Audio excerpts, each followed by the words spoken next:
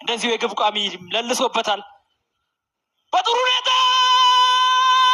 መስፍን ታፈሰ አስቆጠረው። መስፍን ታፈሰ ለሲዳማ ቡና ሁለተኛውን ግብ አስቆጥሯል።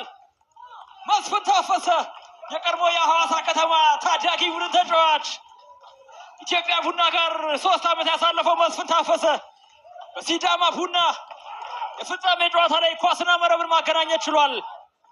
አሁን ሲዳማ ቡናዎች ጨዋታውን መምራት የሚጀምሩበትን እድል በመስፍን ታፈሰ አማካኝነት አግኝቷል። አዲስ የካሳ ገና ካሁኑ ሰዓት መመልከት ጀምሯል። በትክክል ፍቅረ ኢየሱስ ተክለ ብርሃን በተጠና መልኩ ነው የማዕዘን ምቱን የተጠቀሙት።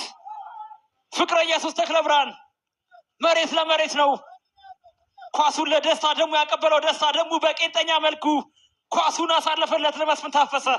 መስፍን ታፈሰ ወትሮም በሚታወቅበት ጠንካራ እግሩ በቀኝ እግሩ ኳስን አክርሮ በመምታት በቢኒያም ገነቱ ቀኝ ጎን ላይ ማሳረፍ ችሏል። ቢኒያም ገነቱ ኳሷን ለማዳን በጣም ያለውን አቅም ተጠቅሟል። ኳሷንም ነክቷት ነው የገባችው።